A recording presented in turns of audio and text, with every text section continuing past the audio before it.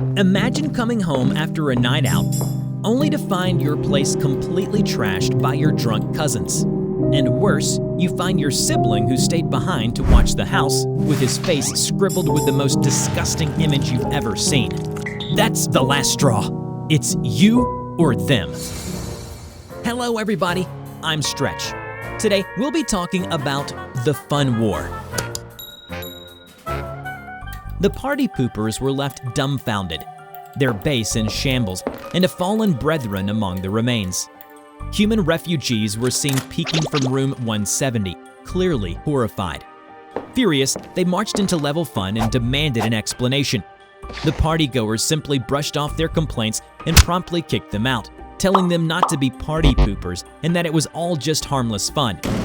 But it wasn't fun for the Partypoopers. They had always detested the partygoers' way of life. Their over-the-top party lifestyle and barbaric hunting of humans were strictly against the Partypoopers' peace-loving nature. However, due to their pact, the Partypoopers never intervened and even had to sacrifice humans to partygoers on occasion. That's why they took it upon themselves to help as many humans as possible. But this was the last straw. The partygoers had hurt one of their own. The partygoers had drawn first blood. The Partypoopers were unanimous in their decision to break ties with the partygoers and put an end to them once and for all. The humans they took in were the first to lend their strength. To further support their cause, Partypoopers recruited wanderers by promising them a way out of the backrooms afterwards. Thus, the Partypooper Human Alliance was formed. That fateful night, the Partypoopers led the charge into level fun. The door slammed open. Confused, the partygoers stopped and turned around. Then a spear meets one of their faces. It was war. The surprise attack worked. Partygoers fell left and right. Morale was high, but the battle soon took a turn for the worse. The partygoers were quick to regroup and launched a counterattack. Despite the Alliance's overwhelming numbers, they were starting to crumble. The partygoers did not mess around. The coordination of their attacks, coupled with their no-clipping abilities, made swift work of their enemies. Realizing they were fighting a losing battle, the Wanderers fled. However, the refugees refused to abandon their comrades and fought on. But that loyalty did more harm than good, as the Partypoopers were intent on protecting them even at the cost of their lives.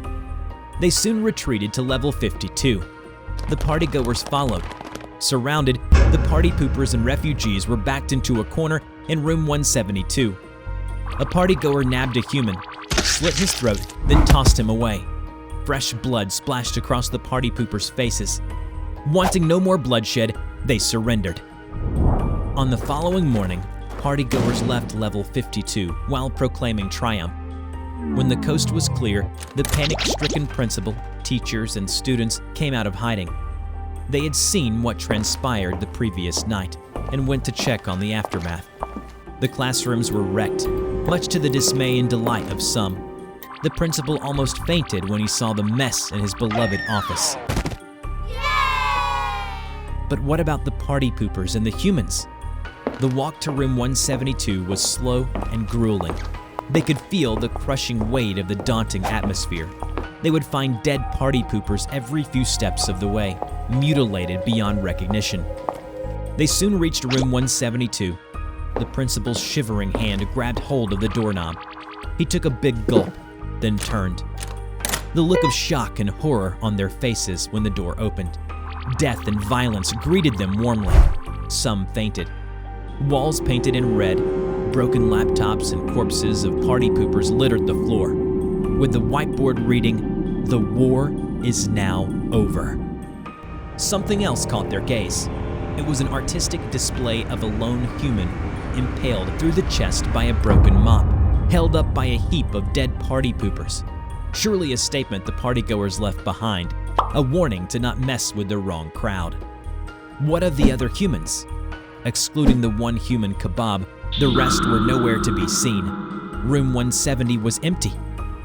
Due to the events of the war, the principal, teachers, and students developed PTSD. It took a while, but they eventually mustered up enough courage to clean up. They left the broken laptops in room 172 in remembrance of their old neighbors. Because that's all they could do. Remember. They say that history is written by the victors, and in this case, the partygoers won.